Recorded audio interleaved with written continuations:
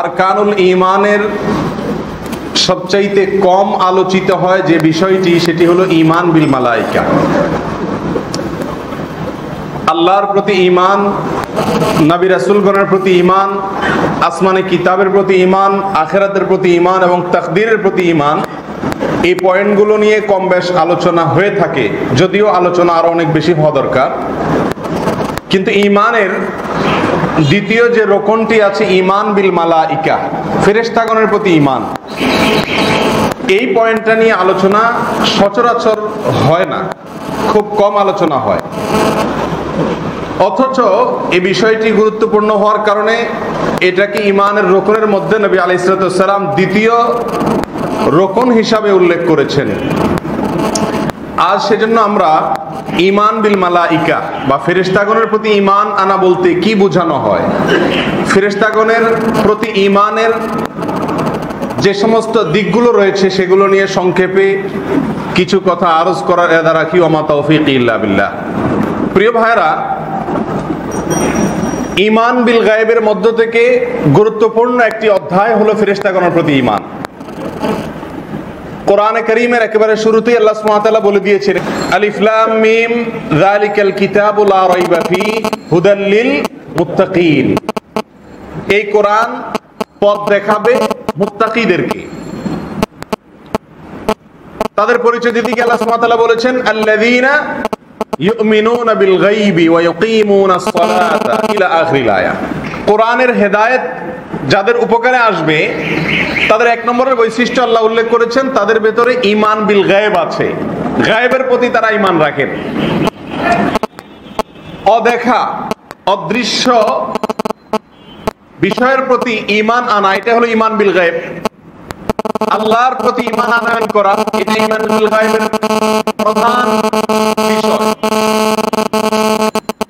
দ্বিতীয়ত ঈমান বিল গায়বের পয়েন্ট হলো ফেরেশতাগণের প্রতি ঈমান আনা, কারণ ফেরেশতাদেরকে আমরা দেখি না, অদৃশ্য। ফেরেশতাগণের প্রতি ঈমান আনা, এটা যেহেতু ঈমান বিল গায়বের অন্তর্ভুক্ত, অতএব ঈমান বিল মালাইকা বা ফেরেশতাগণের প্রতি ঈমান আমাদের যত মজবুত হবে, মুত্তাকি হিসাবে আমরা তত উঁচু মাপের মুত্তাকি হতে পারবো, আর কোরআন আমাদেরকে তত বেশি পথ দেখাবে। আর সেজন্যই ফেরেশতাগণের প্রতি ঈমান আনার আগে ফেরেশতাদের সম্পর্কে জানতে হবে। কোন বিষয়ের প্রতি ঈমান আনার জন্য সে বিষয় আগে কি করতে হয়? জানতে হয়। না জানলে আমি ঈমান আনবো কোথা থেকে? আর সেজন্যই ফেরেশতাদের সম্পর্কে, মালায়েকাদের বিষয়ে আমাদের ন্যূনতম এবং কমন কিছু বিষয় ইলম থাকা উচিত। কোরআনে কারীমে আল্লাহ সুবহানাহু ওয়া তাআলা ফেরেশতাগণের প্রতি ঈমান আনা প্রসঙ্গে আলোচনা করেছেন সূরা বাকারার 285 নম্বর আয়াতে। আল্লাহ বলেছেন, আমানার রাসূলু বিমা উনজিলা ইলাইহি মির রাব্বিহ। রাসূল সাল্লাল্লাহু আলাইহি ওয়াসাল্লাম তিনি নিজে তার কাছে আল্লাহর পক্ষ থেকে প্রেরিত বিষয়গুলোর প্রতি ঈমান এনেছেন, এবং মুমিনরাও আল্লাহর পক্ষ থেকে আনিত নাজিল হওয়া ওহীর উপরে ঈমান এনেছেন। কুল্লুন আমানা বিল্লাহ, সকলেই, নবী আলাইহিস সালাম নিজে এবং তার প্রতি ঈমান আনয়নকারী সকলেই আল্লাহর প্রতি ঈমান আনয়ন করেন। কুল্লুন আমানা বিল্লাহ ওয়া মালাইকাতিহি, এবং ফেরেশতাদের প্রতি ঈমান আনয়ন করেন। ওয়া কুতুবিহি ওয়া রুসুলিহি, আসমানি কিতাবসমূহ এবং রাসূলগণের প্রতি ঈমান আনয়ন করেন। তাহলে আল্লাহ সুবহানাহু ওয়া তাআলা এই আয়াতে রাসূল এবং ঈমানদারদের সম্পর্কে বলতে গিয়ে বলেছেন তারা ফেরেশতাদের প্রতি কি আনে? ঈমান আনে। তাহলে ঈমানদার হওয়ার জন্য ঈমান বিল মালাইকা বা ফেরেশতাগণের প্রতি ঈমান থাকা এটা জরুরি। যারা ফেরেশতাদের প্রতি ঈমান রাখে না, অবিশ্বাস করে, সন্দেহ পোষণ করে, এদের প্রসঙ্গে আল্লাহ সুবহানাহু ওয়া তাআলা সূরা নিসার 136 নম্বর আয়াতে বলেছেন তারা কাফির, তাদের ঈমান নাই, তারা অবিশ্বাসী।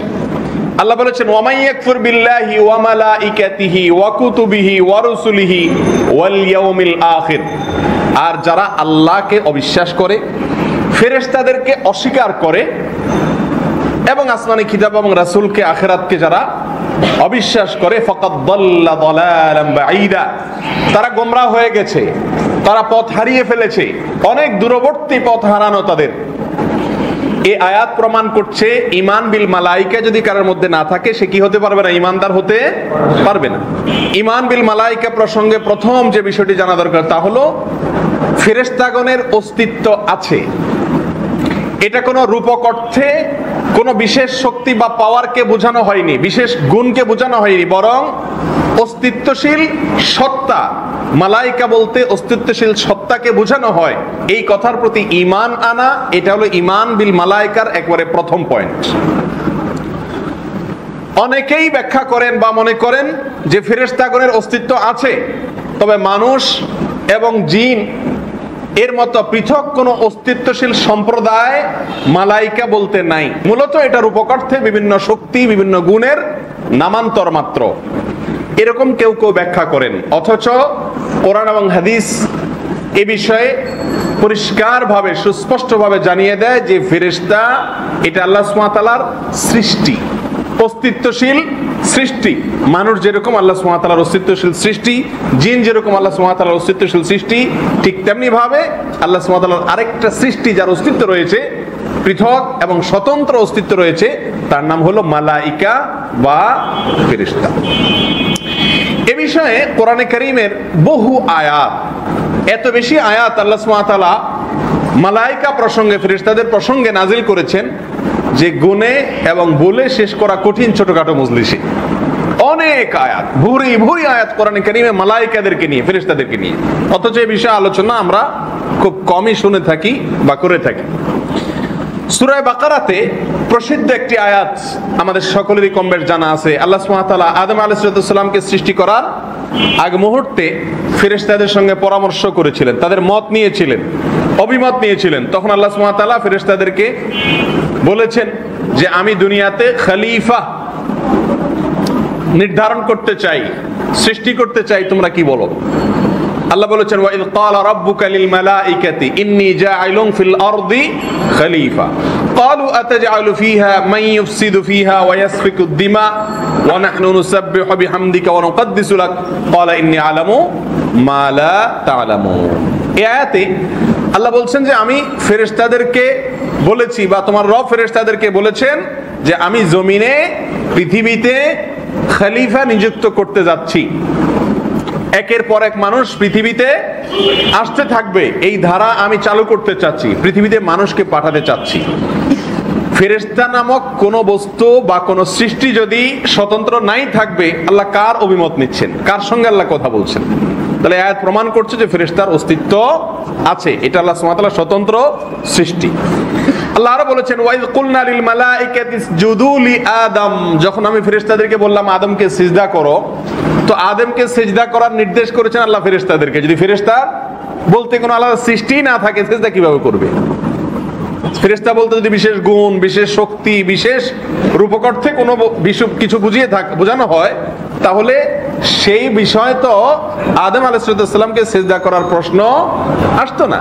তাহলে বোঝা গেল ফেরেশতা এটা আল্লাহ সুবহানাহু ওয়া তাআলার একটি স্বতন্ত্র অস্তিত্ব সম্পন্ন সৃষ্টি।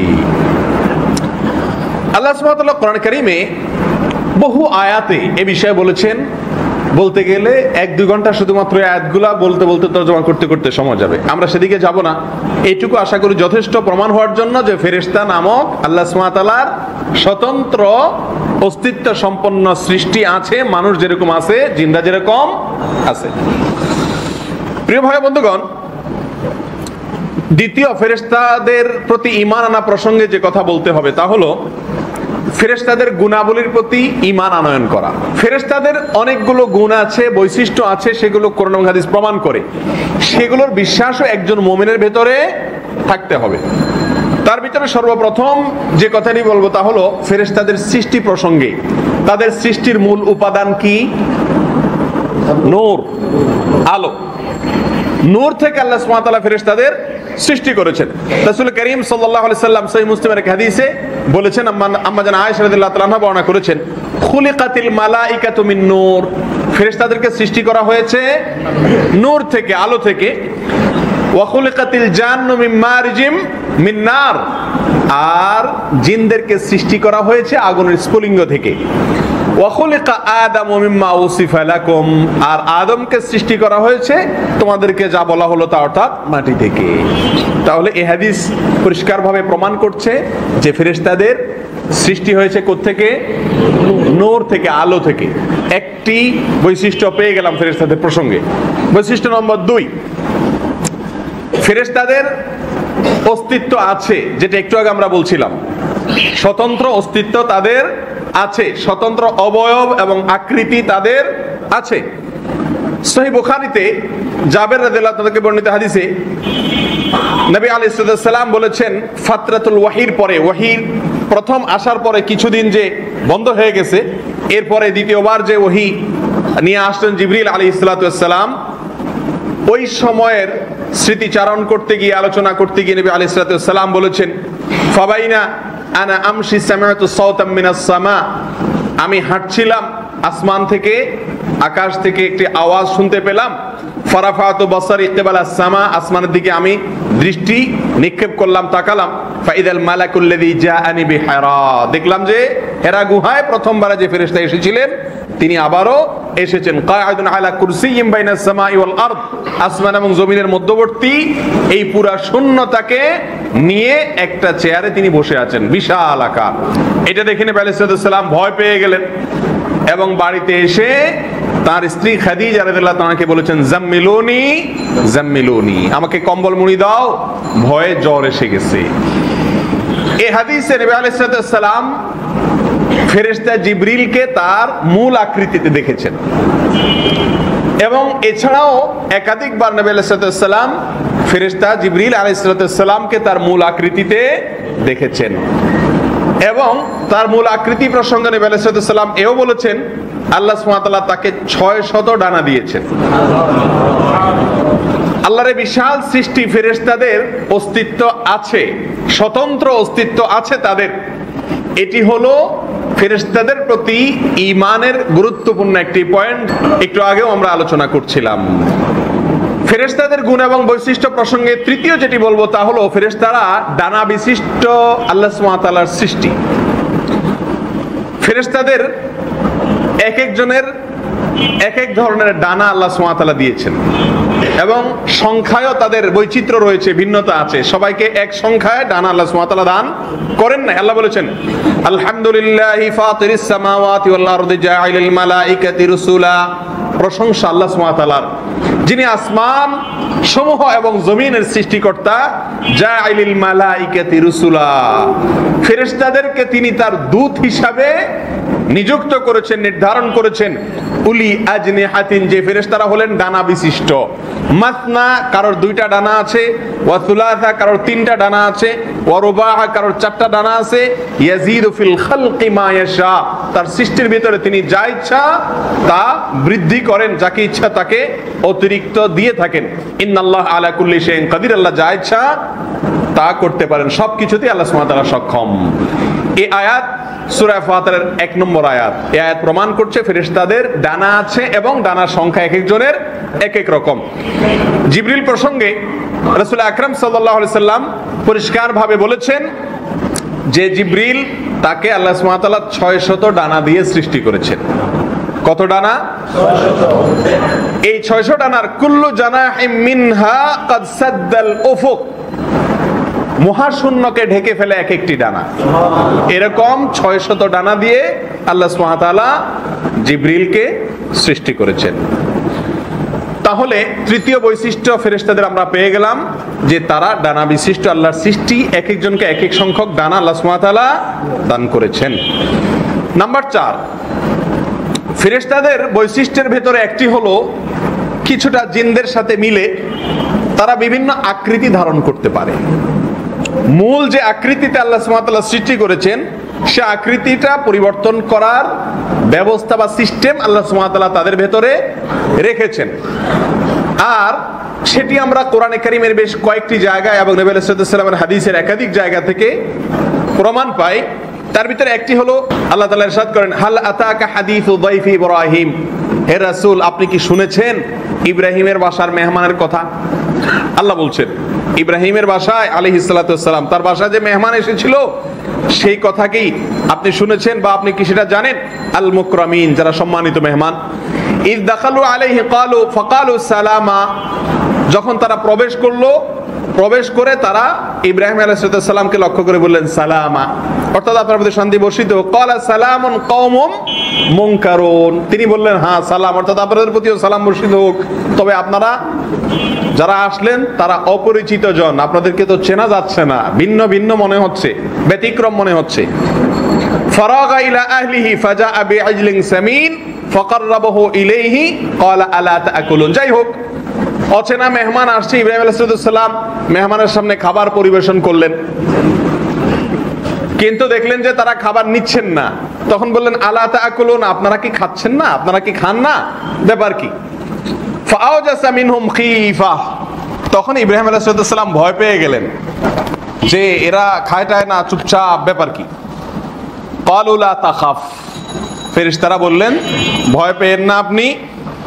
ওয়াবাশশারুহু বিগুলামিন আলীম, জ্ঞানী এক পুত্র আল্লাহ সুবহানাহু ওয়া তাআলার পক্ষ থেকে ইব্রাহিম আলাইহিস সালাম পাবেন, সেই সুসংবাদ তারা দিলেন।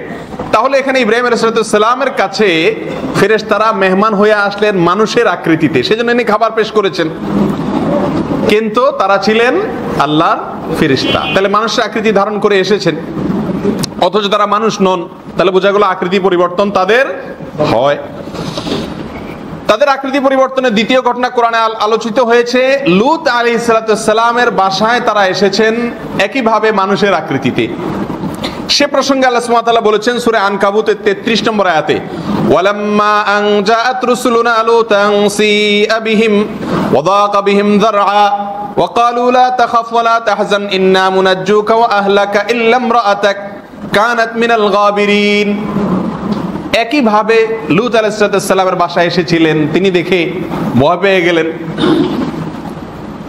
এবং বিরাট ঘটনা, লূত আলাইহিস সালামের জাতি যে কুকর্মে লিপ্ত ছিল, সেই সমকামী আল্লাহর অভিশাপ প্রাপ্ত লোকেরা আল্লাহর পক্ষ থেকে আযাব নিয়ে আসা ফেরেশতাদের চেহারার সৌন্দর্য লাবণ্য দেখে তাদের দিকেও হাত বাড়াতে চেয়েছিল। আল্লাহ নবী লূত আলাইহিস সালাম বলেছিলেন, দোহায় লাগে তোমাদের, আমার মেয়েরা আছে, তাদেরকে বিবাহ করো, কিন্তু এরা আমার মেহমান, আমার কাছে এসেছে, তাদেরকে অপমান করো না। তারা বললেন যে আপনি কাকে নিয়ে চিন্তা করেন, আপনি আমাদের নিয়ে চিন্তা করবেন না, আপনি ভয় পাবেন না, তারা তো আল্লাহর ফেরেশতা। তারা তাকে এবং তার পরিবারকে, স্ত্রী ছাড়া যারা নেককার ছিলেন, ঈমানদার ছিলেন, তাদেরকে রক্ষা করলেন। বাকিদের প্রতি আযাব, আল্লাহর আযাব যেটা বাস্তবায়ন করার কথা, সেটা বাস্তবায়নের কাজ তারা আঞ্জাম দিলেন। তাহলে এই আয়াত থেকে বোঝা গেল লূত আলাইহিস সালামের কাছেও ফেরেশতারা এসেছেন তাদের মূল আকৃতি পরিবর্তন করে মানুষের রূপে।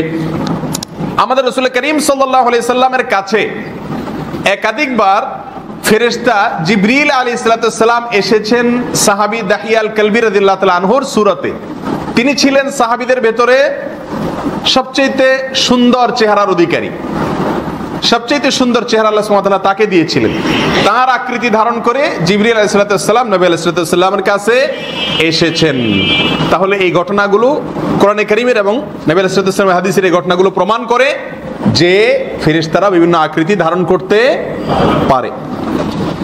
নাম্বার 5, ফেরেশতাদের আরেকটি বৈশিষ্ট্য হলো আল্লাহ সুবহানাহু ওয়া তাআলা তাদেরকে অলৌকিক কিছু শক্তি এবং ক্ষমতা দিয়েছেন। অনেক বড় বড় কঠিন কাজ তারা করতে পারেন, অবশ্যই সেটা আল্লাহ সুবহানাহু ওয়া তাআলার অনুমতি সাপেক্ষে। আল্লাহ সুবহানাহু ওয়া তাআলা তাদেরকে অল্প সময় অনেক দূর পথ অতিক্রম করার ক্ষমতা দিয়েছেন। যেমন কোরআনে কারীমের সূরা মাআরিজের 4 নম্বর আয়াতে আল্লাহ বলেছেন, তারুজুল মালাইকাতু ওয়ার রূহু ইলাইহি ফি ইয়াওমিন কানা মিকদারুহু 50,000 সানা। 50,000 সানা, 50,000 বছরের পথ একদিনে ফেরেশতারা এবং জিবরিল অতিক্রম করতে পারে, উপরে উঠতে পারে। অল্প সময় অনেক পথ অতিক্রমের ক্ষমতা আল্লাহ তাআলা তাদেরকে দিয়েছেন। অনেক ভারী বস্তুকে বহন করার ক্ষমতাও তাদের আছে। যেমন তায়েফে নবী আলাইহিস সালাম নির্যাতিত হওয়ার পরে ফেরেশতা এসে বলেছিলেন, আপনি অনুমতি দিন, তাহলে আখশাবাইনকে, তায়েফের পার্শ্ববর্তী 2 বিশাল পাহাড়কে চাপিয়ে দিয়ে এদেরকে শেষ করে দেই। শক্তি না থাকলে কিভাবে বলেছেন? নিশ্চয়ই সে শক্তি তাদের আছে। আর তায়েফের তায়েফে যারা গেছেন দেখে থাকবেন যে তায়েফের পার্শ্ববর্তী বা তায়েফ এলাকার যে পাহাড়গুলো, বিশেষ করে দুই প্রান্তের যে পাহাড়গুলো, বিশাল বড় বড় পাহাড়, এত বড় পাহাড় উঠানোর ক্ষমতা আল্লাহ সুবহানাহু ওয়া তাআলা তাদেরকে দিয়েছেন। এটা আল্লাহ সুবহানাহু ওয়া তাআলা যখন অনুমতি দেন, সামর্থ্য দেন, তখন তারা কার্যকর করতে পারেন, বা আল্লাহ সুবহানাহু ওয়া তাআলার অনুমতি সাপেক্ষেই তাদের এই পাওয়ার রয়েছে।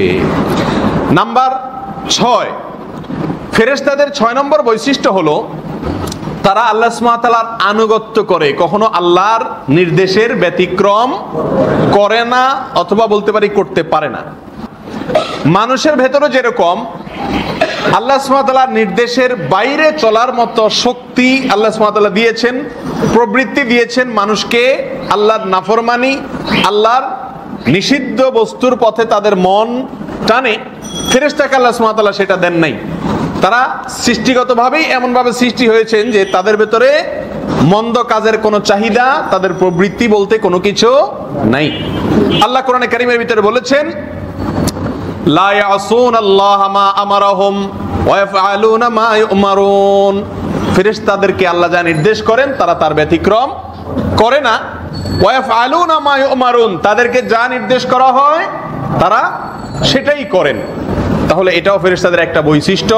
অন্য কোন সৃষ্টির ভেতরে মানুষ, জিন, জাবিল উকুল, জ্ঞান সম্পন্ন আল্লাহর যে সৃষ্টিগুলো আছে, অন্য কোন সৃষ্টির ভিতরে এই গুণটা না যেটা ফেরেশতাদের ভিতরে আছে, অর্থাৎ আল্লাহর কোন নির্দেশের ব্যতিক্রম তারা করেন না, সৃষ্টিগতভাবেই সেরকম তারা। নাম্বার 7, আল্লাহর ভয় তাদের ভেতরে আছে। আল্লাহর ভয় তাদের অন্তরে তারা লালন করেন। আল্লাহ সুবহানাহু ওয়া তাআলা কোরআনে কারীমে এই প্রসঙ্গে বলেছেন সূরা রাদের 13 নম্বর আয়াতে, ওয়া ইউসাব্বিহুর রা'দু বিহামদিহি ওয়াল মালাইকাতু মিন খিফাতিহি। আর বজ্র এটা আল্লাহ সুবহানাহু ওয়া তাআলার তাসবিহ বর্ণনা করে, আর ওয়াল মালাইকাতু মিন খিফাতিহি, আর ফেরেশতারাও আল্লাহর ভয়ে আল্লাহর পবিত্রতা বর্ণনা করেন। তাহলে এখান থেকে বোঝা গেল ফেরেশতাদের ভেতরে আল্লাহর ভয় আছে। তারা আল্লাহ সুবহানাহু ওয়া তাআলার সমস্ত নেয়ামত, জান্নাত এবং আল্লাহর সকল সাজার আয়োজন, জাহান্নাম, এটা দেখেন, যার কারণে তাদের ভিতরে সেই ভয়টাও আছে। শুধু আছে তাই নয়, মিকাইল নামক আল্লাহর একজন ফেরেশতা আছেন, হাদিসে তার আলোচনা আছে। এই মিকাইল ফেরেশতা তিনি কখনো হাসেন না। তার সতীর্থ অন্য ফেরেশতাগণ তাকে জিজ্ঞাসা করলেন, ভাই মিকাইল, তোমার কি হলো যে তোমাকে কখনো হাসতে দেখি না, তুমি হাসো না কেন? এই হাদিস প্রমাণ করে যে ফেরেশতারা হাসেও। তখন মিকাইল জবাবে বলেছেন যে, ভাই, যেদিন থেকে আল্লাহ সুবহানাহু ওয়া তাআলা জাহান্নাম সৃষ্টি করেছেন সেদিন থেকে আমি হাসা বন্ধ করে দিয়েছি, আর হাসি না। আমার হাসি উধাও হয়ে গেছে, কারণ আমার চোখে দেখছি আল্লাহ সুবহানাহু ওয়া তাআলা জাহান্নাম সৃষ্টি করেছেন। প্রিয় ভাইরা আমার, তাহলে এখান থেকে বোঝা গেল ফেরেশতাদের ভেতরে আল্লাহর ভয় আছে। 8 নম্বর বৈশিষ্ট্য হলো ফেরেশতাদের মধ্যে সবাই সমান বৈশিষ্ট্যের, সমান মর্যাদার অধিকারী না। তাদের মধ্যে অনেকে উপরে, অনেকে নিচে আছেন। মর্যাদার দিক থেকে কারোর বেশি বা কারোর কম আছে। সবচেয়ে বেশি মর্যাদা সম্পন্ন ফেরেশতা কে? জিবরিল আলাইহিস সালাতু ওয়াস সালাম। জিবরিল আলাইহিস সালাতু ওয়াস সালাম হলেন ফেরেশতাদের মধ্যে সবচেয়ে শ্রেষ্ঠ এবং মর্যাদা সম্পন্ন। আল্লাহ সুবহানাহু ওয়া তাআলা কোরআনে কারীমে জিবরিল প্রসঙ্গে সূরা তাকবীরের 19 থেকে 21 নম্বর আয়াতে বলেছেন, ইন্নাহু লাকাউলু রাসূলিন কারীম, নিশ্চয়ই এই কোরআন সম্মানিত রাসূলের কথা, উক্তি, যিনি আল্লাহর কাছ থেকে এনেছেন। এটা যী কুওয়াতিন ইনদাল আরশি মাকিন, আরশওয়ালার কাছে, আরশের মালিকের কাছে তার বিশেষ অবস্থান আছে। তিনি যী কুওয়াতিন, শক্তিশালী, মুতাইন সাম্মা আমিন, আমানতদার। এই সব গুণ বর্ণনা করেছেন আল্লাহ সুবহানাহু ওয়া তাআলা কার? জিবরিল আলাইহিস সালাম। অন্য কোন ফেরেশতার এত গুণের বর্ণনা করা হয়নি। এই আয়াতগুলো প্রমাণ করছে যে জিবরিল আলাইহিস সালাম হলেন ফেরেশতাদের মধ্যে সবচাইতে শ্রেষ্ঠ মর্যাদার দিক থেকে।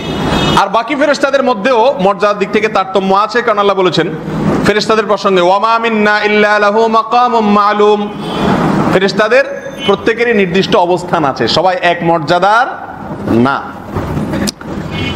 ফেরেশতাদের মধ্যে যারা বদরের যুদ্ধে অংশগ্রহণ করেছেন সেই ফেরেশতারা সাধারণ অন্য ফেরেশতাদের চাইতে আল্লাহর কাছে অনেক বেশি মর্যাদাবান। এই বিষয়ে সহিহ বুখারীর হাদিসে আসছে, নবী আলাইহিস সালাম বলেছেন, মা তাউদ্দুনা মান শাহিদা বাদরান ফিকুম, তোমাদের মধ্যে যারা বদরের যুদ্ধে অংশগ্রহণ করেছেন 313 জন, তাদের প্রসঙ্গে তোমরা কি ধারণা রাখো? সাহাবা ইকরাম বললেন, খিয়ারুনা, হে আল্লাহর রাসূল, আমরা তো মনে করি যারা বদরের যুদ্ধে অংশগ্রহণ করেছেন তারা হলো আমাদের মধ্যে সবচেয়ে শ্রেষ্ঠ। আল্লাহ সুবহানাহু ওয়া তাআলা তাদের প্রতি এরকম সন্তুষ্ট হয়েছেন, বুখারীর বর্ণনায় এসেছে, আল্লাহ সুবহানাহু ওয়া তাআলা হাদিসে কুদসিতে বলে দিয়েছেন, ই'মালু মা শি'তুম ক্বাদ গাফারাল্লাহু লাকুম, তোমাদের যা মনে চায় করো, আল্লাহ মাফ করে দিয়ে রাখছেন। অগ্রিম কাদের প্রসঙ্গে? বদরের যুদ্ধে অংশগ্রহণকারী সাহাবীদের বিষয়। এই কথা শুনে সাহাবীরা, একজন সাহাবীও তাদের ব্যক্তিগত ইবাদত আমলে এক চুল পরিমাণও কমতি করেননি, বরং আরো বাড়িয়ে দিয়েছেন। আমরা হলে বলতাম, যাক, ফজরের নামাজের কষ্টটা আর না করলেও চলে, যেহেতু আল্লাহ অগ্রিম মাফ করে দিয়েছেন।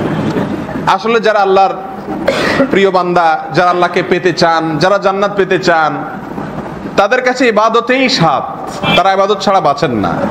আল্লাহ নবী আলাইহিস সালামকে যেখানে আল্লাহ সুবহানাহু ওয়া তাআলা বলে দিয়েছেন আপনার আগের পরের সব গুনাহ মাফ, এরপরেও তিনি সারা রাত দাঁড়িয়ে নামাজ পড়ছেন, পা ফুলে যাচ্ছে। আম্মা জান আয়েশা বলেছেন, আল্লাহ না আপনাকে বলেছেন আপনার সব মাফ, আপনি কেন এত কষ্ট করেন?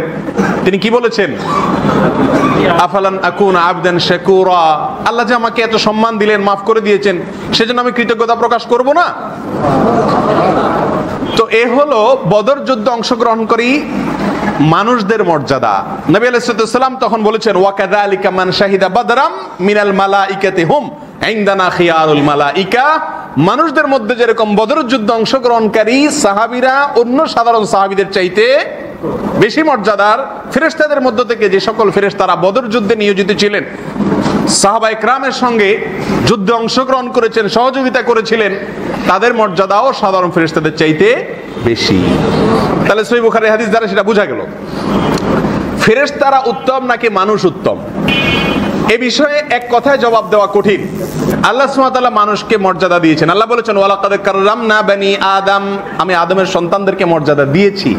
এর মানে এই নয় যে আদমের সন্তান যদি বেঈমান হয়, কাফেরও হয়, তবুও সে ফেরেশতাদের চাইতে শ্রেষ্ঠ। ব্যাপারটা কি তাই? মানুষদের মধ্যে যারা আল্লাহর নবী রাসূলগণ, তাদের মর্যাদা ফেরেশতাদের মধ্যে যারা বিশিষ্ট তাদের চাইতে বেশি। আর সাধারণ ফেরেশতাদের চাইতে সাধারণ ঈমানদার নেকামলকারী বান্দাদের মর্যাদা আল্লাহর কাছে বেশি। আর যারা বেঈমান, নাফরমান আল্লাহর, তাদের মর্যাদা তো ফেরেশতা তো দূরের কথা, উলাইকা কাল আনআমি বাল হুম আদাল, চতুষ্পদ জন্তুর চাইতেও অধম। আল্লাহ তাআলা আমাদেরকে হেফাজত করুন। ফেরেশতাদের 8টি বৈশিষ্ট্যের কথা গেল। 9 নম্বর বৈশিষ্ট্য হলো, ফেরেশতারা সে সকল বস্তুতে কষ্ট পায় যে সকল বস্তুতে মানুষও কষ্ট পায়। বিশেষ করে দুর্গন্ধ, ময়লা আবর্জনার গন্ধ এবং অন্য যে কোনো দুর্গন্ধ কষ্টদায়ক, এটা দ্বারা মানুষ যেরকম কষ্ট পায় ফেরেশতারাও কষ্ট পায়। এই একটা জায়গায় ফেরেশতাদের সাথে মানুষের মিল আছে। বনি আদম যেসব বিষয়ে দ্বারায় কষ্ট পায়, ফেরেশতারাও সেগুলো দ্বারায় কষ্ট পায়। আর সেজন্যই মসজিদে পেঁয়াজ খেয়ে আসতে নিষেধ করা হয়েছে। বিড়ি সিগারেট খেয়ে আসাটা আরো খারাপ, কারণ দুর্গন্ধ হয়। তাহলে যারা বিড়ি সিগারেট খাবেন তারা নামাজের সময় বা সালাতের সময় মসজিদে আসবেন না, মুখ পরিষ্কার করে দুর্গন্ধ দূর করে আসার চেষ্টা করবেন। আল্লাহ তৌফিক দান করুন। প্রিয় ভাইরা, এই পর্যন্ত আমরা শুনলাম ফেরেশতাদের বিভিন্ন বৈশিষ্ট্যের কথা, যেগুলো আলোচনা হয়েছে কোরআনে অথবা নবী আলাইহিস সালামের বিশুদ্ধ হাদিসে। এগুলোর প্রতি ঈমান আনয়ন করা, এটাও ঈমান বিল মালাইকা, ঈমানের রোকনের অংশ। আল্লাহ তাআলা আমাদেরকে সঠিকভাবে ফেরেশতাগণের প্রতি ঈমান আনয়ন করার তৌফিক দান করুন। প্রিয় ভাইরা, এবার আসি ফেরেশতাদের নাম প্রসঙ্গে। ফেরেশতাগণকে কোরআনে কারিমে বিভিন্ন নামে বিভিন্ন অভিধায় ভূষিত করেছেন আল্লাহ সুবহানাহু ওয়া তাআলা। মালাইকা এটা বহু বচন, ফেরেশতাগণ এটার এক বচন হলো মালাক, এই মালাকের বহু বচন হলো মালাইকা। তাদেরকেই কোরআনে কারিমে বিভিন্ন জায়গা বিভিন্ন অভিধা দিয়ে আল্লাহ সুবহানাহু ওয়া তাআলা ভূষিত করেছেন, সেদিকে যাব না। ফেরেশতাদের মধ্যে বিশেষ কিছু ফেরেশতাদের নামের কথা আমরা কোরআন এবং হাদিস থেকে জানতে পারি। যেগুলো আমরা কোরআন এবং হাদিস থেকে জেনেছি সেগুলোর প্রতি বিশ্বাস করব। আর বাকি যে সমস্ত ফেরেশতাদের নামের কথা কোরআন অথবা বিশুদ্ধ হাদিস দ্বারা জানা যায় না, সেগুলোর প্রতি আমরা সাধারণভাবে বিশ্বাস করব। বিশেষ কোনো নাম নিজেরা সৃষ্টি করে তৈরি করে তাদেরকে দেব না। যদি দেই তাহলে সেটা হবে ইসলামের ভেতরে নিজের মন গড়া কোনো কিছু কি করা, প্রবেশ করানো। আল্লাহ তাআলা আমাদেরকে বুঝার তৌফিক দান করুন।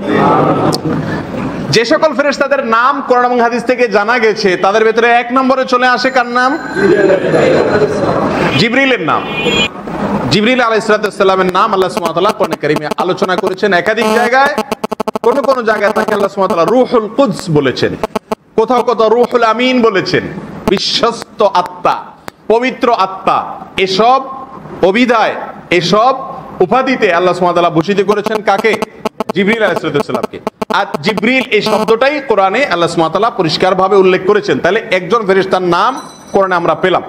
দ্বিতীয় যে ফেরেশতা যার নাম আল্লাহ সুবহানাহু ওয়া তাআলা কোরআনে উল্লেখ করেছেন তিনি হলেন মিকাইল। আল্লাহ বলেছেন মান কানা আদুওয়াল লিল্লাহি ওয়া মালাইকাতিহি ওয়া রুসুলিহি ওয়া জিবরিল ওয়া মিকালা ফা ইন্নাল্লাহা আদুউল লিল কাফিরিন। যারা আল্লাহর এবং আল্লাহর ফেরেশতাদের শত্রু, জিবরিলের শত্রু, মিকাইলের শত্রু, তারা আল্লাহর ও শত্রু। আল্লাহ সুবহানাহু ওয়া তাআলা বলেছেন কাফেরদের সঙ্গেও আল্লাহ সুবহানাহু ওয়া তাআলা শত্রুতা রাখেন বা আল্লাহ তাআলা কাফেরদের শত্রু। তাহলে সূরা বাকারার আয়াত দ্বারা বোঝা গেল দুজন ফেরেশতার নাম আমরা এখানে একসঙ্গে পেয়ে গেলাম, জিবরিল এবং মিকাইল। তৃতীয় আরেকজন ফেরেশতা আছেন ইসরাফিল, যার নাম নবী আলাইহিস সালাম হাদিসের মধ্যে উল্লেখ করেছেন। জিবরিল তার মূল ডিউটি হলো ওহী নিয়ে আসা দুনিয়াতে নবী রাসূলদের কাছে, আর মিকাইলের ডিউটি হলো বৃষ্টি বর্ষণের দায়িত্বে তিনি নিয়োজিত। কোন এলাকায় কখন বৃষ্টি বর্ষণ করবেন আল্লাহর অনুমতি সাপেক্ষে সেটা তিনি আঞ্জাম দিয়ে থাকেন। এরপর তৃতীয়ত ইসরাফিল, যার কথা কোরআনে আসে নাই কিন্তু হাদিসে আসছে বিশুদ্ধভাবে। তিনি হলেন ওই ফেরেশতা যিনি কিয়ামতের সময় সিংহে ফুঁক দিবেন এবং পৃথিবীর বা আল্লাহর সৃষ্টি জগতের সংসারকে ধ্বংস করা হবে সেই ফুৎকারের মাধ্যমে। সেই দায়িত্বে নিয়োজিত কে? তিনি ইসরাফিল। আরেকজন ফেরেশতার নাম আমরা খুব জোরে সোরে জানি এবং সকলেরই মুখস্থ এবং সবচেয়ে বেশি মুখস্থ, তিনি হলেন আজরাইল। এই আজরাইল ফেরেশতা, তার এই নামটা কোরআন অথবা হাদিসের কোথাও আসেনি। মূলত তিনি হলেন মালাকুল মউত। মালাকুল মউত বলা হয়েছে তাকে, কোরআনে কারীমেও আছে এবং হাদিসের ভেতরেও আছে। মালাকুল মউত আল্লাযী উক্কিলা বিকুম। তো ওই মালাকুল মউত মৃত্যুর দূত, মৃত্যুর দায়িত্বে নিয়োজিত ফেরেশতা, যার প্রসঙ্গে আল্লাহ তাআলা আলোচনা করেছেন, হাদিসে আলোচনা হয়েছে। তাহলে আজরাইল বলতে যে ফেরেশতাকে আমরা চিনি, মূলত এই নামে কোনো ফেরেশতার কথা কোরআনে অথবা হাদিসে আসেনি। এই আজরাইল বলতে যাকে আমরা বুঝাই তিনি মূলত হাদিসের ভাষায় মালাকুল মউত, তিনি মৃত্যুর দূত বা মৃত্যুর দায়িত্বে নিয়োজিত। প্রথম তিন ফেরেশতার কথা নবী আলাইহিস সালাম তার দোয়াতে উল্লেখ করেছেন, আল্লাহুম্মা রাব্বা জিবরিল ওয়া মিকাল ওয়া ইসরাফিল আনতা তাহকুমু বাইনা ইবাদিকা ফীমা কানু ফীহি ইখতালিফুন ইহদিনি লিমা ইখতালাফা ফীহি মিনাল হক বিইذনিক ইন্নাকা তাহদি মান তাশাউ ইলা সিরাতিম মুস্তাকিম। হে আল্লাহ, আপনি জিবরিল, মিকাইল এবং ইসরাফিলের রব। এরপরে পুরা দোয়াতে তিনি আল্লাহর কাছে চাইলেন হেদায়েত প্রসঙ্গে। তাহলে এখান থেকে বোঝা গেল যে এই তিনজন ফেরেশতার নাম কোরআন এবং হাদিসে আছে। এর বাইরে আরো আছে মালিক নামে একজন ফেরেশতা, যিনি জাহান্নামের দারওয়ান হিসাবে থাকবেন, প্রহরী হিসাবে থাকবেন। সূরা যুখরুফ আল্লাহ বলেছেন ওয়ানাদাউ ইয়া মালিক, তারা আহ্বান করবে, ডাকবে হে মালিক বলে, জাহান্নামের দারওয়ানের কথা। এরপরে আরো যে ফেরেশতার নাম কোরআনে উল্লেখ হয়েছে 5 নম্বরে, তারা হলেন মুনকার নাকির। মুনকার এবং নাকির এই দুইজন ফেরেশতা, একজনের নাম মুনকার, একজন নাকির। এরা হলেন মানুষকে আলমে বারজাখে, মৃত্যু পরবর্তী জীবনে যে যে অবস্থায় থাকুক, সেটা কবরে হোক বা অন্য কোনো অবস্থায় থাকুক না কেন, সেখানে তাদেরকে সাক্ষাৎকার নেবেন, তাদের প্রশ্নোত্তরের মুখোমুখি করবেন। তারা হলেন মুনকার এবং নাকির।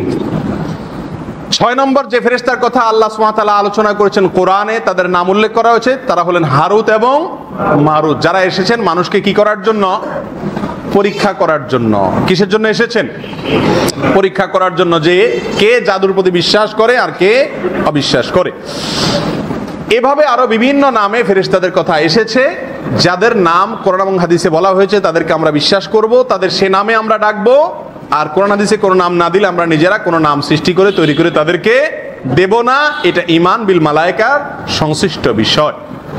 জান্নাতের দারওয়ান ফেরেশতাকে রেদওয়ান বলা হয়েছে বহু বর্ণনায়, কিন্তু সে বর্ণনাগুলোকে গবেষণা করে দেখা গেছে তার একটাও বিশুদ্ধতার মানদণ্ডে উত্তীর্ণ নয়, বিধায় সে বিষয়ে আমরা মন্তব্য করতে যাব না। এই হলো ফেরেশতাদের নাম প্রসঙ্গে। এবারে আসি ফেরেশতাদের প্রকার বা শ্রেণী বিষয়ে। ফেরেশতাদের অনেক শ্রেণী আছে, বিভিন্ন প্রকার আছে। এর ভিতরে কিছু ফেরেশতা আছেন যারা হামালাতুল আরশ, আল্লাহর আরশ বহনকারী ফেরেশতা, এবং কিছু ফেরেশতা আছেন যারা ওহী আল্লাহ সুবহানাহু ওয়া তাআলার পক্ষ থেকে নিয়ে আসেন, জিবরিল আলাইহিস সালাম এবং তার সহযোগী ফেরেশতারা। কিছু ফেরেশতা আছেন যারা পাহাড়ের দায়িত্বে নিয়োজিত, কিছু ফেরেশতা আছেন যারা জান্নাতের প্রহরী হিসাবে নিয়োজিত, কিছু ফেরেশতা আছেন যারা জাহান্নামের প্রহরী হিসাবে নিয়োজিত, কিছু ফেরেশতা আছেন যারা বান্দার আমলনামাকে সংরক্ষণ করেন সেই দায়িত্বে নিয়োজিত, কিছু ফেরেশতা আছেন যারা বান্দার রূহ কবজ করার দায়িত্বে নিয়োজিত, কিছু ফেরেশতা আছেন যারা কাফেরদের, অমুসলিমদের রূহ কবজ করার জন্য নিয়োজিত পৃথক ফেরেশতা, কিছু ফেরেশতারা আছেন যারা বান্দাকে কবরে সওয়াল জবাব করবেন সেজন্য নিয়োজিত, কিছু ফেরেশতা আছেন যারা আল্লাহর জন্য ইস্তেগফার, আল্লাহর বান্দাদের জন্য, ইমানদারদের জন্য আল্লাহর কাছে ইস্তেগফার করতে থাকেন, ক্ষমা করতে থাকেন, এটাই তাদের কাজ আর ডিউটি। কিছু ফেরেশতারা আছেন যারা আল্লাহর বান্দাদেরকে, ইমানদারদেরকে মুহাব্বত করেন, ভালোবাসেন এবং তাদের প্রতি ভালোবাসা প্রকাশ করেন। কিছু ফেরেশতা আছে যারা দ্বীনের এবং ইলমের মজলিসগুলোকে ঘিরে থাকেন এবং সেখানে উপস্থিত হয়ে আল্লাহর কাছে পর্যন্ত পৌঁছে যান। কিছু ফেরেশতারা আছেন যারা তাদেরকে কিছু ফেরেশতা আছেন যারা প্রত্যেক মানুষের সঙ্গে তাদের ব্যক্তিগত প্রহরী হিসাবে দায়িত্ব পালন করেন। কিছু ফেরেশতারা আছেন যারা বান্দাকে ভালো কাজের পথে সব সময় আহ্বান করতে থাকেন। কিছু ফেরেশতারা আছেন যারা সব সময় জানাজায়, ইমানদারদের জানাজায় হাজির হয়ে থাকেন, নেককারদের জানাজায় উপস্থিত হয়ে থাকেন। কিছু ফেরেশতারা আছেন যারা জিহাদের ময়দানে আল্লাহর বান্দা মুজাহিদদের পক্ষ হয়ে লড়াই করেন বা তাদের সহযোগিতা করেন। এরকম বহু অগণিত কিসিমের ফেরেশতা আল্লাহ তাআলার রয়েছে। অনেক ফেরেশতারা আছেন তাদের কোনো কাজ নাই, শুধু একটাই কাজ, তাদের সৃষ্টি থেকে নিয়ে কিয়ামত পর্যন্ত তারা দাঁড়িয়ে আল্লাহর পবিত্রতা বর্ণনা করছেন। অনেক ফেরেশতারা আছেন তারা তাদের সৃষ্টি থেকে একেবারে কিয়ামত কায়েম হওয়া পর্যন্ত রুকুতে থেকে আল্লাহর পবিত্রতা বর্ণনা করছেন, কেউ সিজদা থেকে পবিত্রতা বর্ণনা করছেন। এক একজন এক এক হালতে অবস্থায় রয়েছেন। যাদের কথা বললাম এদের প্রত্যেকের বিষয়ে নবী আলাইহিস সালামের হাদিসে অথবা কোরআনে আলোচনা আছে। আল্লাহ তাআলা আমাদের সকলকে তাদের সবার প্রতি যেভাবে ঈমান আনয়ন করা দরকার বিশুদ্ধরূপে ঈমান আনয়ন করার তৌফিক দান করুন। প্রিয় ভাইরা, ফেরেশতাদের মধ্য থেকে প্রত্যেক মানুষের সঙ্গে কয়েকজন ফেরেশতা করে নিয়োজিত। একজন মানুষের সঙ্গে ব্যক্তিগতভাবে প্রত্যেক মানুষের সঙ্গে ফেরেশতা আছে না নাই? প্রত্যেক মানুষের সঙ্গে ফেরেশতারা রয়েছেন। একজন মানুষের সঙ্গে কয়জন করে ফেরেশতা আছেন এ বিষয়ে মুহাদ্দিসিনে কেরামের, উলামায়ে উম্মার অনেকগুলো মতামত পাওয়া যায়। সবচেয়ে বিশুদ্ধ এবং সবচেয়ে কোরআন এবং সুন্নাহর কাছাকাছি মত হলো প্রত্যেক মানুষের সঙ্গে দিনে 4 জন আর রাতে 4 জন, মোট 8 জন ফেরেশতা থাকেন। দিনে ডিউটি করেন 4 জনে, রাতে ডিউটি করেন 4 জন। 2 জন ফেরেশতার দায়িত্ব থাকে সামনে পিছে থেকে বান্দাকে তার ছোটখাটো বিপদ আপদ বা আসন্ন বিপদ আপদ যেগুলো তার তাকদিরে লেখা নাই সেগুলো থেকে তাকে হেফাজত করেন। বিপদ আসছে অথচ তার তাকদিরে বিপদটা নাই, তখন প্রতিহত করেন। বিপদ আসছে তাকদিরে লেখা আছে, তখন তারা সরে যান, সে বিপদ তাকে পেয়ে বসে। এই 2 ধরনের ফেরেশতা, এই 2 জন ফেরেশতা হলেন এই কাজে নিয়োজিত। আর এর বিপরীতে 2 জন ফেরেশতা আছেন যারা বান্দার আমলনামা লেখেন। একজন নেকামল লেখেন আর একজন বদামল লেখেন। তাহলে 2 দিয়ে কত হলো? 4। এই 4 জন ফেরেশতা বান্দার সঙ্গে প্রতিদিন থাকেন। দিনের বেলা 4 জন, আবার রাতের বেলা পরিবর্তন হয়ে 4 জন। আল্লাহ সুবহানাহু ওয়া তাআলা কোরআনে কারীমে তাদের প্রসঙ্গে বলেছেন, লাহু মুআকিবাতুম মিন বাইনি ইয়াদাইহি ওয়া মিন খালফি ইয়াহফাজুনাহু মিন আমরিল্লাহ। সামনে পিছনে বান্দাকে হেফাজতকারী ফেরেশতারা আছেন। আল্লাহ আরো বলেছেন, কাল্লা বাল তুকাযযিবুনা বিদ্দিন ওয়া ইন্না আলাইকুম লাহাফিযিন কিরামান কাতিবিন। সম্মানিত লেখকবৃন্দ ফেরেশতাগণ তোমাদের সঙ্গে আছেন। ইয়ালামুনা মা তাফআলুন, তোমরা যাই করো না কেন তারা জানেন।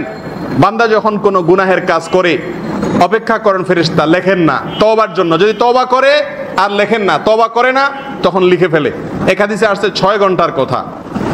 এই সময় পর্যন্ত অপেক্ষা করেন ফেরেশতারা, যদি বান্দা গুনাহ করার পরে তওবা না করে তো লিখে ফেলেন, আর তওবা করলে আর লেখেন না, আর নেকামল করলে সঙ্গে সঙ্গেই লিখে ফেলেন।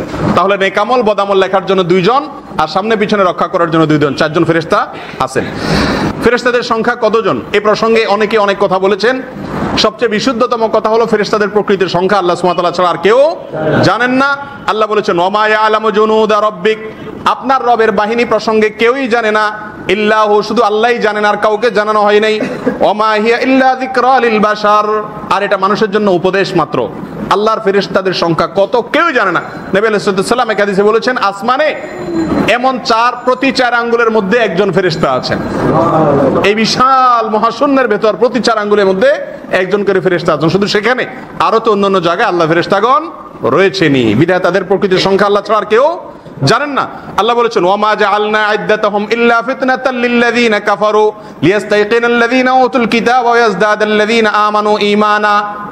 আর ফেরেশতাদের সংখ্যা নিয়ে যারা আহলে কিতাব, যারা কাফের, তারা ফিতনায় পড়ে যায়, আর যারা ঈমানদার তারা ঈমান তাদের আরো বাড়ে। ফেরেশতাদের সংখ্যা নিয়ে তারা ঘাটাঘাটি করতে যায় না, যেহেতু আল্লাহ বলেই দিয়েছেন আল্লাহ ছাড়া আর কেউ তাদের সংখ্যা জানে না বা তাদের সম্পর্কে জানে না। তাহলে এখান থেকে বোঝা গেল তাদের সংখ্যা আল্লাহ সুবহানাহু ওয়া তাআলা ছাড়া আর কেউ জানেন না। ফেরেশতারা আমাদের জন্য 2 ভাগে বিভক্ত হয়। আমাদের মধ্যে অর্থাৎ মানুষদের মধ্যে কিছু লোক আছে যাদের জন্য ফেরেশতারা নেক দোয়া করেন, আর কিছু মানুষ আছে যাদের জন্য ফেরেশতারা বদদোয়া করেন বা লানত করেন। ফেরেশতাদের দোয়া এবং বদদোয়া উভয়টাই কবুল হয়ে যাওয়ার সম্ভাবনা অনেক বেশি। অতএব একজন ঈমানদার যিনি ফেরেশতাদের প্রতি ঈমান রাখেন, তিনি চেষ্টা করবেন ফেরেশতাদের নেক দোয়া পাওয়ার, এবং চেষ্টা করবেন ফেরেশতাদের বদদোয়া থেকে বাঁচার। এটা হলো আপনি বা আমি যে ফেরেশতাদের প্রতি ঈমান এনেছি, বিশ্বাস আছে, তার একটা প্রমাণ, বহিঃপ্রকাশ। তো সেজন্য আমাদের জানতে হবে কোন সব মানুষদের জন্য ফেরেশতারা নেক দোয়া করে আর কোন সব মানুষদের জন্য ফেরেশতারা বদদোয়া করে। যে সকল মানুষের জন্য ফেরেশতারা বদদোয়া করেন বা ফেরেশতারা তাদের কাছে আল্লাহর রহমত নিয়ে আসেন না, আগমন করেন না, এই লোকগুলো প্রসঙ্গে হাদিসে নবী আলাইহিস সালাম বিভিন্ন জায়গায় বলেছেন। তার ভিতরে প্রথম যে ব্যক্তির কথা বলবো তা হলো ওই ব্যক্তি যে তার নিজের বাসা বাড়িতে কুকুর রাখে, ছবি রাখে কোনো জীবজন্তুর ভাস্কর্য, মূর্তি ইত্যাদি রাখে। কোন ব্যক্তি বাসা বাড়িতে পেশাব সামনে রাখে, যেখান থেকে গন্ধ বের হয়, পেশাব রাখে। এরকম আরো অনেক কর্ম আছে যেগুলো করার ফলে বাসা বাড়িতে আল্লাহর রহমতের ফেরেশতা আসেন না। এই লোকটি নিঃসন্দেহে ফেরেশতার নেক দোয়া থেকে বঞ্চিত, আল্লাহর রহমত নিয়ে আসেন না তারা। বিধায় 1 নম্বর লোক হলেন ওই ব্যক্তি যে ব্যক্তি তার বাসা বাড়িতে ফেরেশতা আসার রাস্তা রুদ্ধ করে রেখেছেন, বন্ধ করে রেখেছেন। এ বিষয়ে পিস টিভি বাংলায় আমাদের ধারাবাহিক একটা আলোচনা আছে, এখনো চলছে। যে সমস্ত ঘরে রহমতের ফেরেশতারা আগমন করেন না তাদের প্রসঙ্গে ধারাবাহিক অনেকগুলো পর্বে অনেকগুলো বাসা বাড়ির কথা বলা আছে, যে বাসা বাড়িতে রহমতের ফেরেশতা আসেন না বলে নবী সাল্লাল্লাহু আলাইহি ওয়াসাল্লাম জানিয়েছেন। তাহলে 1 নম্বরের ব্যক্তি হলেন সে। দ্বিতীয়ত, যে ব্যক্তির জন্য ফেরেশতারা বদদোয়া করেন বা লানত করেন তিনি হলেন ওই হতভাগ্য মহিলা যাকে তার স্বামী আহ্বান করেন রাতে, অথচ তিনি সাড়া দেন না। তখন সারা রাত স্বামী তার প্রতি অসন্তুষ্ট হয়ে, রাগান্বিত হয়ে রাত্রি যাপন করেন এবং সকাল পর্যন্ত সে অবস্থায় থাকে। নবী আলাইহিস সালাম বলেছেন এই মহিলার প্রতি আল্লাহর ফেরেশতারা লানত বর্ষণ করেন। বুখারী মুসলিম হাদিসটি বর্ণিত হয়েছে। এর মানে এই না যে স্বামী যা বলবে আমি রাগটা কিছু করতে পারবো না, পাথরের মতো হয়ে থাকবো। রাগ করার অধিকার পুরুষদের মতো মহিলাদেরও আছে, কিন্তু এই জায়গাটাতে যেখানে স্বামীর চরিত্র হেফাজত এবং সংরক্ষণের প্রশ্ন, এখানে রাগ করে স্বামীর আহ্বানকে ডিনাই করার সুযোগ নাই। এই বিষয়টি খুব ভালো করে রপ্ত করতে হবে। নাম্বার 3, যাদের প্রতি ফেরেশতারা লানত করেন তারা হলেন ওই সকল মানুষেরা যারা নিজেদের বন্ধু বান্ধবকে, নিজেদের পরিচিত অপরিচিত বা অন্য যে কোনো ভাইকে, যে কোনো মানুষকে অস্ত্র দিয়ে, তরবারি দিয়ে বা যে কোনো অস্ত্র দিয়ে ভয় দেখায়। আছে না অনেকে?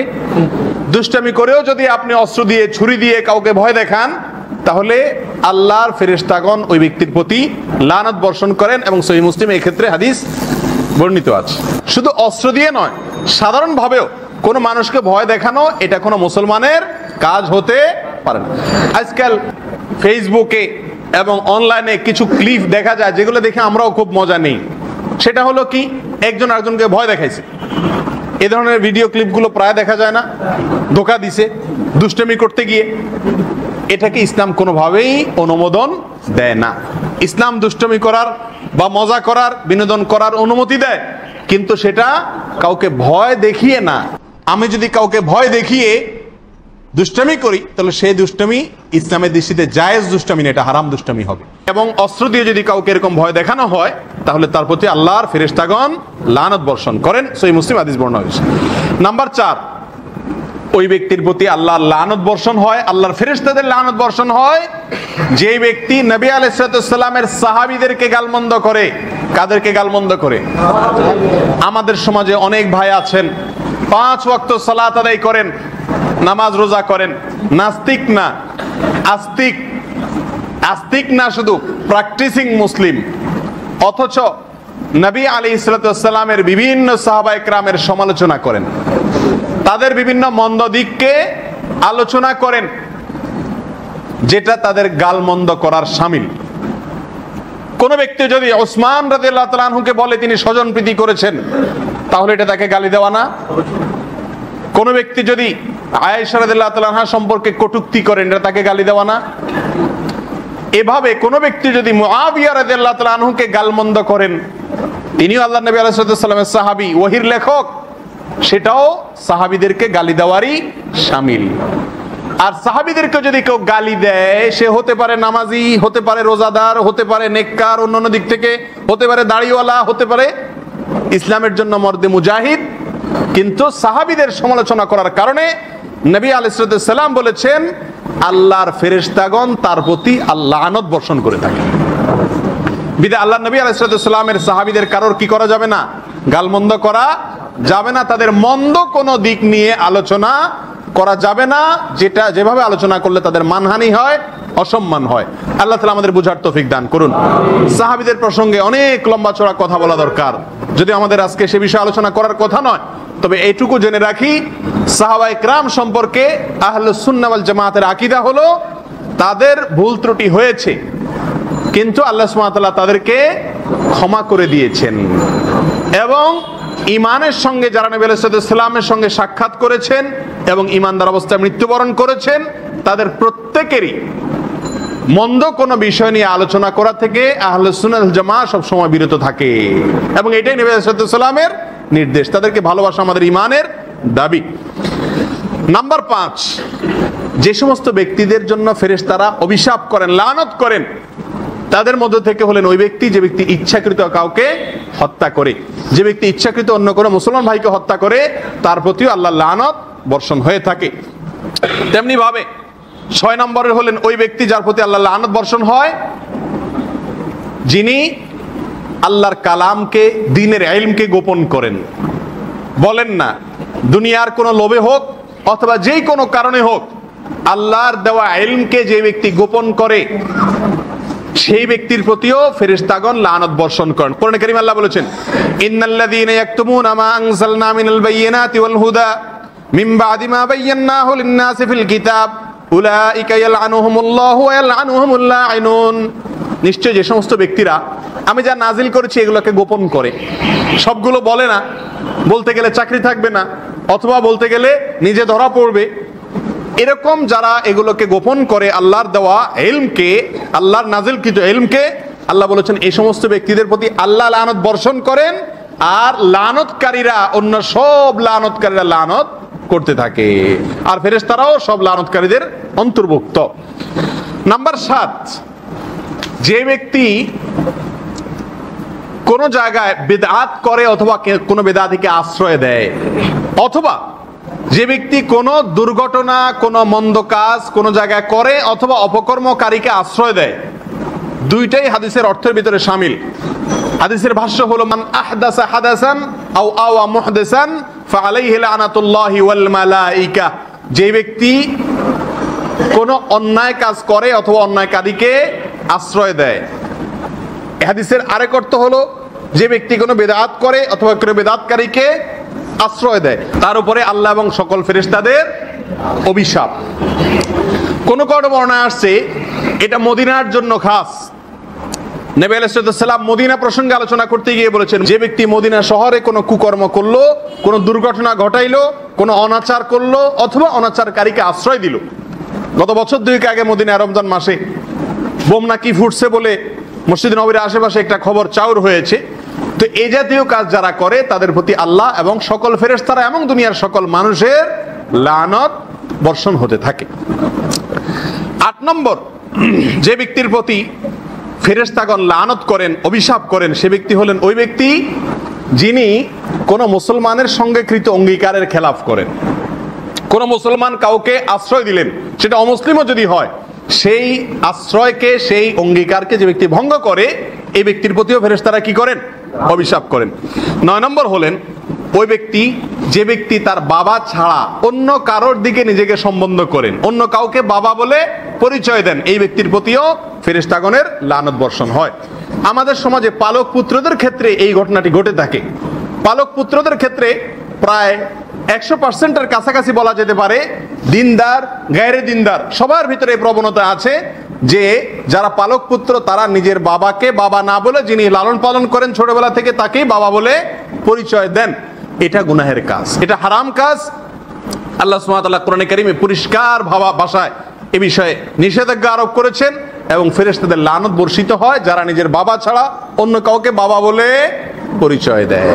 পালক যে ব্যক্তি আপনাকে রেখেছে তাকে আপনি চাচা বা আঙ্কেল ডাকতে পারেন। এখন মুশকিল হলো যারা লালন পালন করেন তারা যদি চাচা বা খালু তাদেরকে ডাকা হয় তারা অনেক ব্যথা পাবেন, কারণ লালন পালন তো আল্লাহর জন্য করা হয় না, আল্লাহর জন্য করা হয় না।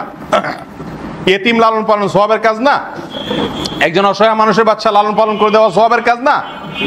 কিন্তু আমাদের দেশে এই কাজটা সওয়াবের উদ্দেশ্যে খুব একটা মানুষ করে না। আরবে আছে, আরবের মানুষেরা এখনো দরিদ্র অভাবী গরিব মানুষের বাচ্চাদের দায়িত্ব নেয়, এতিমদের দায়িত্ব নেয়। কিন্তু আমাদের দেশে যে দায়িত্ব নেওয়া হয় সেটা হলো কিসের জন্য? বেশিরভাগ ক্ষেত্রে দায়িত্ব নেওয়া হয় নিজের সুবিধার জন্য। ছেলে মেয়ে নাই, তাই একজনের ছেলে বা মেয়েকে পালক হিসাবে আনেছে। ছেলে হোক আর মেয়ে হোক, আপনাকে যে পালক রেখেছে আপনি তাকে বাবা বলে সম্বোধন করবেন না।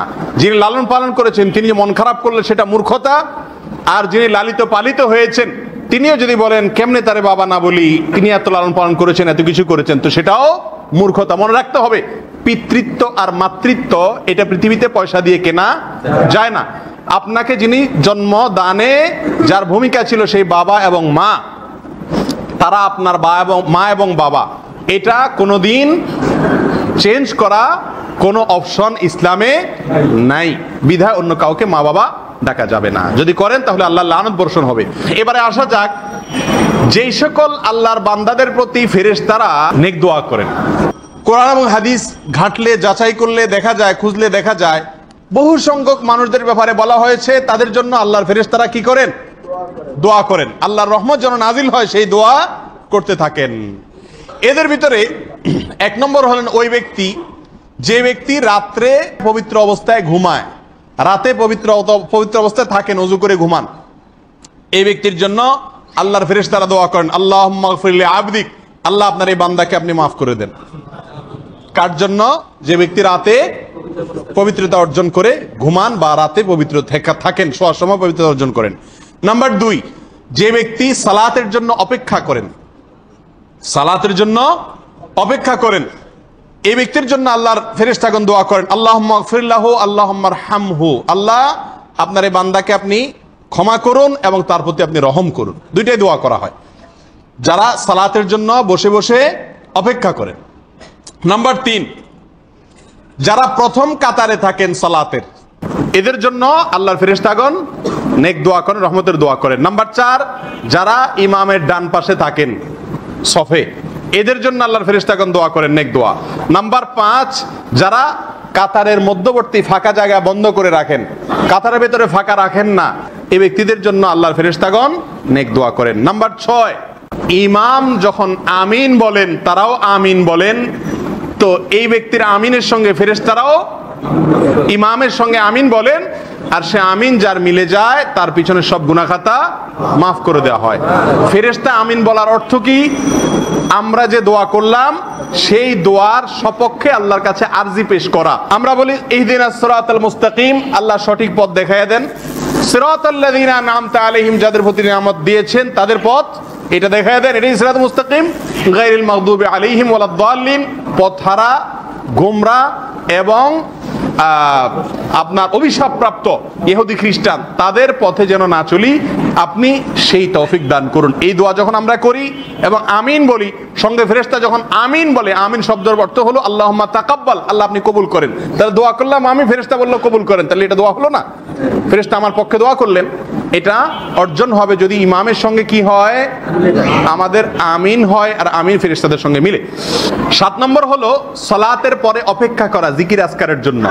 সালাতের শেষে যে দোয়াগুলো আছে সেগুলোর জন্য হুট করে উঠে না যাওয়া এবং দৌড় না দেওয়া, বরং বসে বসে সালাতের পরে যে সমস্ত দোয়াগুলো আছে, আজকারগুলো আছে, নবী সাল্লাল্লাহু আলাইহি ওয়াসাল্লাম বলতেন সেগুলো পড়ার জন্য বসে থাকা, কিছু সময়ের জন্য হলেও এই ব্যক্তির জন্য আল্লাহর ফেরেশতারা দোয়া করেন। নাম্বার 8, ফজর এবং আসরের সালাত স্পেশালি যারা জামাতের সাথে আদায় করে এদের জন্য স্পেশাল দোয়া করেন আল্লাহর ফেরেশতারা।